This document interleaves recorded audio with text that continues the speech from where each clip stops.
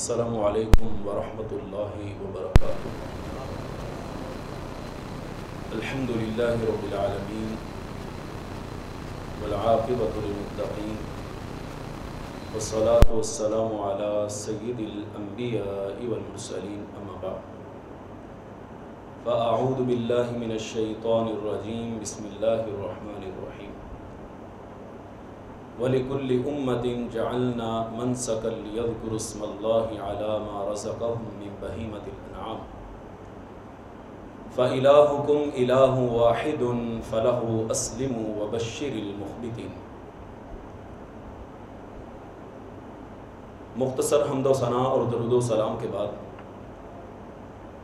انتہائی عزت کے لائق، واجب الاحترام،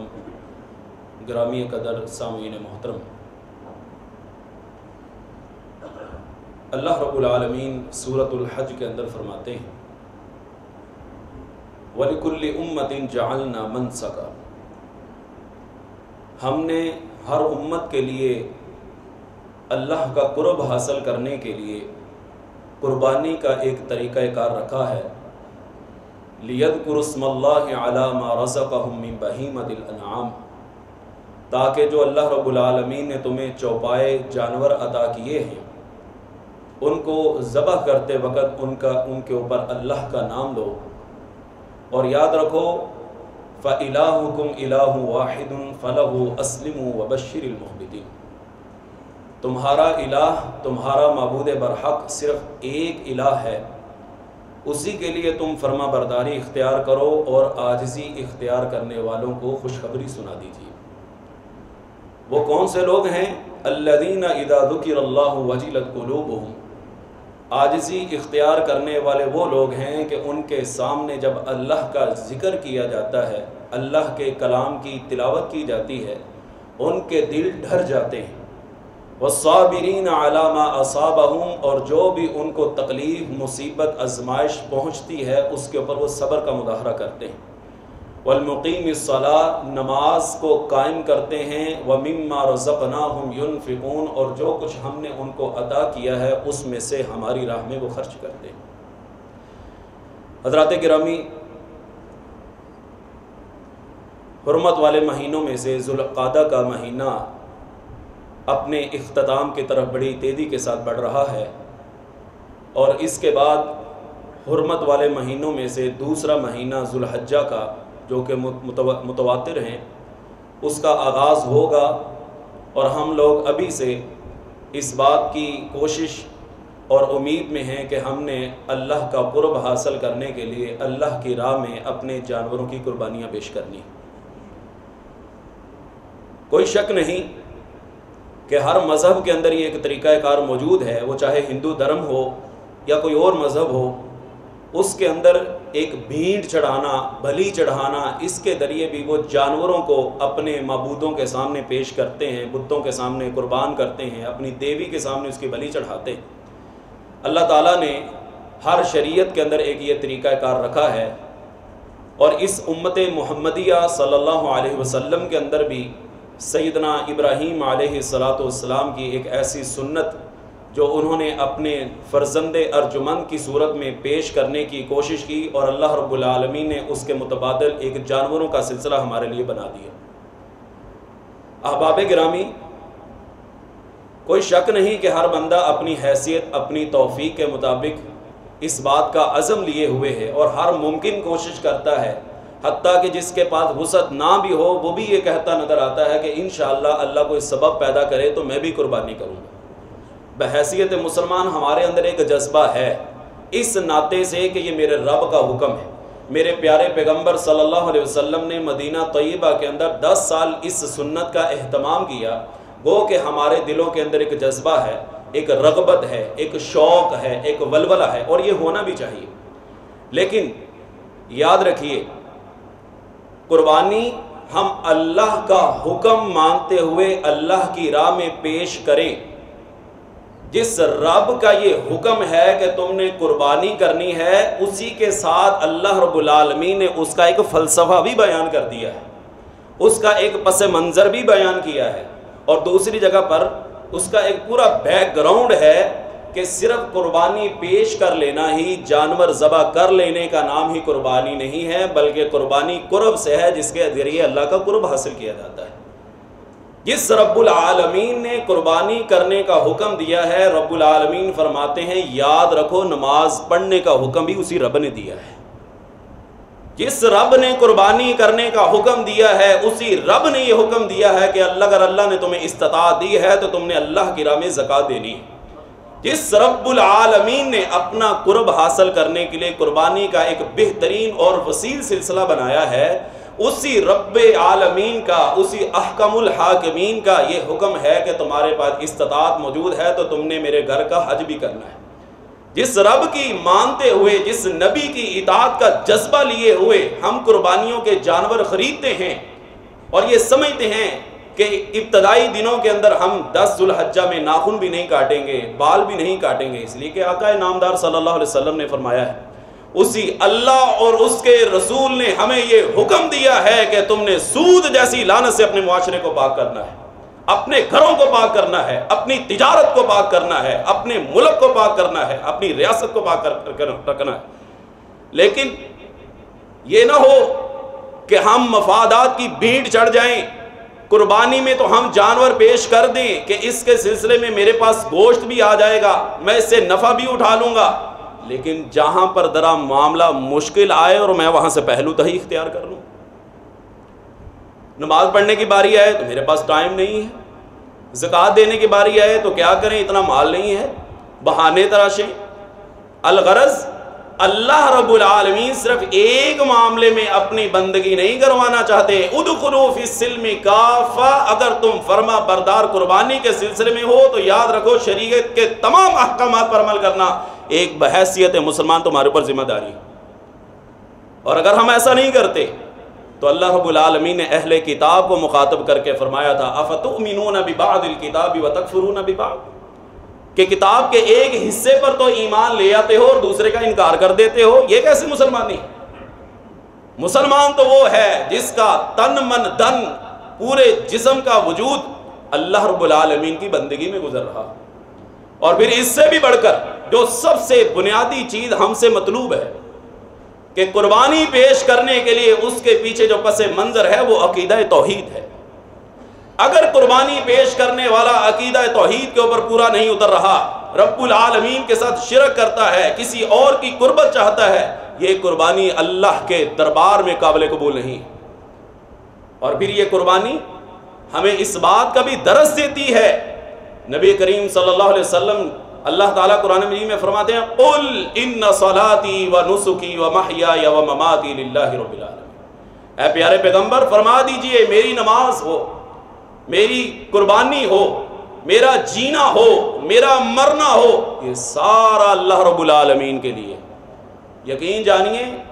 حضرت ابراہیم علیہ السلام نے جو قربانیوں کا ایک ٹھاٹھے مارتا سمندر ہمارے سامنے ہے، ہم نے تو کبھی اس میں سے 10% بھی ادا نہیں کیا۔ ہماری قربانیاں تو ہیں ہی نہیں، ہم تو سہولتوں کے ساتھ اپنے گھروں میں بیٹھے ہوئے ہیں، اور اگر ہمیں یہ کہہ دیا جائے کہ تم نے اللہ کی راہ میں قربانی دینی ہے،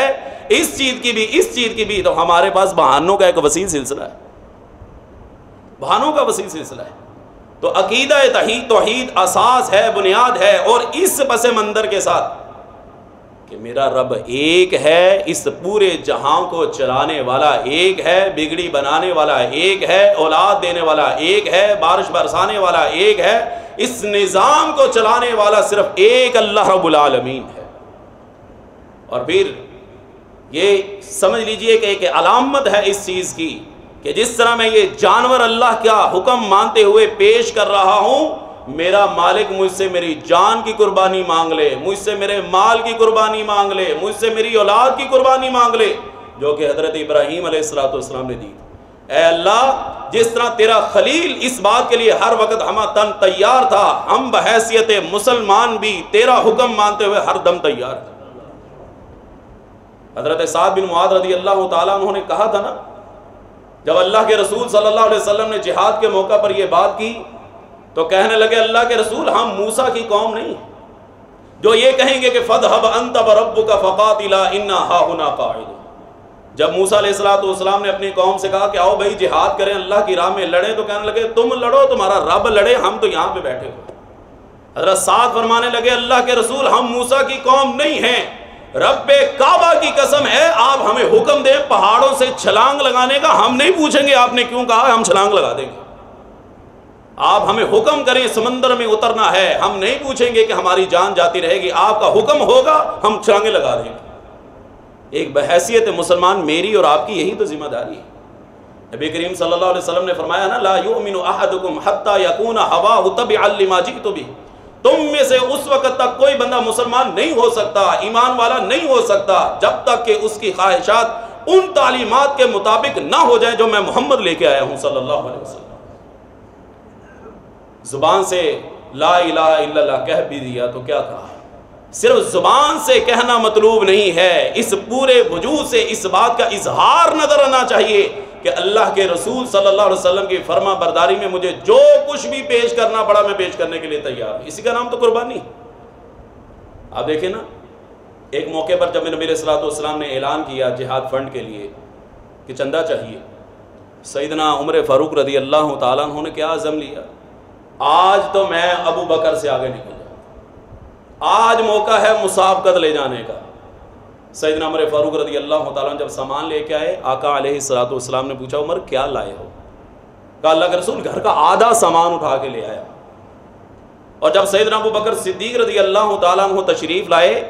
آپ نے پوچھا ابو بکر کیا لائے ہو؟ کہا اللہ اس کے رسول کی محبت گھر میں چھوڑا ہے، باقی سب کچھ لے آیا ہوں۔ میں آپ کا کوئی امتحان نہیں لیتا، میں آپ کو کوئی ٹیسٹ نہیں کرتا، میں بھی اس کھیل کے اندر شامل ہوں، اس فیلڈ کے اندر، اس اپنا جو معاملہ ہے، مجھ سمیت ہم میں سے اگر کہا جائے کہ آؤ بھئی اپنا مال اللہ کی راہ میں پیش کرو، یقین جانیے میں اپنی کیفیت تو یہی بیان کر دیتا ہوں کہ میرے پاس جو ٹوٹل پیسے جیب میں پڑے میں وہ دینے کے لیے تیار نہیں ہوں گا، میں وہ دینے کے لیے تیار نہیں ہوں گا۔ گھر کا سامان پیش کرنا تو بہت بڑا جذبہ ہے۔ آپ ذرا غور کیجئے، نبی کریم صلی اللہ علیہ وسلم کے اس صحابی جلیل القدر صحابی سیدنا ابو بکر صدیق رضی اللہ، شیخ صاحب فرما رہے تھے ایک دن، شیخ اسری صاحب حافظہ اللہ، کہ جب حضرت ابو بکر رضی اللہ تعالیٰ عنہ مسلمان ہوئے 40,000 دینار یعنی سونے کے سکے کے مالک تھے، اور سب کچھ لٹا دیا کس کی خاطر؟ اللہ کے رسول صلی اللہ علیہ وسلم کی خاطر۔ مسجد نبوی کی جب جگہ خریدنے کا وقت بھی آیا تو کس نے قیمت ادا کی تھی؟ سیدنا ابو بکر رضی اللہ عنہ۔ اسی لیے تو نبی علیہ السلام نے فرمایا تھا کہ میں نے اس امت کے تمام لوگوں کے احسانات کا بدلہ چکا دیا، نہیں دے سکا تو ابو بکر کے احسانات کا بدلہ نہیں دے سکا، اور ان کے احسانات کا بدلہ کل قیامت کے دن اللہ رب العالمین سے لے کے دوں گا۔ یہ ایک جذبہ، یہ ایک ولولہ ایک مسلمان کے اندر ہونا چاہیے کہ قربانی تو ایک علامت ہے، اس کے پس منظر میں میرا رب مجھ سے جس چیز کا بھی مطالبہ کرے گا اپنی خواہشات کو قربان کرنے کے لیے میں ہمہ وقت تیار ہوں۔ موجودہ حالات سیاسی طور پر عدم استحکام کا شکار ہیں، معاشی طور پر، اقتصادی طور پر کسی سے کوئی ڈکا چھپا نہیں ہے، لیکن ٹھیک ہے ہم اس بات کو رونا بھی رو رہے ہیں اور ہر بندہ اس بات کو کہتا نظر آتا ہے ہائے مہنگائی بہت ہے، لیکن کیا ہم نے اپنے آپ کو کلوز کرنے کی کوشش کی؟ ہم نے اپنے آپ کو سمیٹنے کی کوشش کی؟ ہم اپنے آپ کو مزید مصیبتوں میں خود ڈال رہے ہیں۔ آخری حدیث سنا کے بات کو ختم کرتا ہوں، صحیح بخاری کی روایت ہے، 602 نمبر حدیث کا حوالہ ہے، اور سیدنا عبد الرحمن بن ابی بکر رضی اللہ تعالی عنہ یہ اس حدیث کے راوی ہیں۔ لمبی حدیث ہے، میں تھوڑا سا ذکر کرنا چاہوں گا اپنے موضوع کے ساتھ جوڑنے کے لیے۔ فرماتے ہیں کہ اصحاب صفہ جو کہ مدینہ طیبہ کے اندر پڑھتے تھے، غریب اور نادار اصحاب تھے۔ اندازہ کیجئے اس قدر نادار تھے کہ سمٹ کے بیٹھتے تھے کہ کہیں ہمارا سطر نہ کھل جائے، کپڑا اتنا تھوڑا تھا۔ لوگ کھجوروں کے خوشے آگے مسجد نبوی میں لٹکا جاتے اور وہ اس کو کھا کر اپنی بھوک مٹایا کرتے تھے۔ ہم میں سے اگر کسی کو کہا جائیں گے تم کھجوریں کھا کے اپنی بھوک مٹاؤ، مجھ سمیت کسی کی بھی نہیں مٹے گی، نہیں مٹے گی۔ کھجور ایک کھجور کھا کے سارا دن ہمارا نہیں گزرے گا، ہمیں کچھ ہونے لگ جائے گا۔ بہرکیف نبی علیہ السلام نے فرمایا جس بندے کے پاس 2 آدمیوں کا کھانا ہے وہ 3 کو لے جائے، جس کے پاس 3 افراد کا کھانا ہے وہ 4-5 کو لے جائے۔ خود نبی علیہ السلام 10 کو لے گئے، ابو بکر رضی اللہ عنہ 3 افراد کو لے گئے۔ کہنے کا مطلب یہ ہے، آپ نے فرمایا 2 آدمیوں کا کھانا 3 بندوں کو کافی ہو جاتا ہے۔ اس کا مطلب یہ ہے کہ ہم اگر اپنے آپ کو کلوز کرنا چاہیں تو کر سکتے ہیں اور گزارا بھی کر سکتے ہیں۔ خلاصہ کلام میرے احباب عزت مآب ساتھیوں یہ ہے کہ ہم یہ جو قربانیاں پیش کرنے جا رہے ہیں بہت عظیم عمل ہے، نبی علیہ الصلوۃ والسلام کی سنت ہے، کوئی شک نہیں ہے، لیکن آئیے اس کے پیچھے جو پس منظر ہے عقیدہ توحید کا، جس کی خاطر حضرت ابراہیم علیہ السلام نے اپنا گھر بار، اپنے بچے، اپنی بیوی، اپنا شہر، ہر کچھ قربان کر دیا کہ میرا اللہ مجھ سے ناراض نہ ہو جائے۔ دنیا کو راضی کرتے کرتے کہیں اپنا رب نہ ناراض کر لیجیے گا۔ 7 ارب کی آبادی ہے، ناراض ہوتی ہے، ہو جائے، اپنا رب نہ ناراض کیجیے گا، اس لیے کہ مرنے کے بعد اسی کے پاس لوٹ کے جانا ہے۔ اللہ رب العالمین سے دعا ہے اللہ تعالی ہمیں اپنی قربت حاصل کرنے کی توفیق عطا فرمائے، ہم اس سے راضی ہیں، وہ ہم سے راضی ہو جائے۔ وما علیہ الا البلاغ۔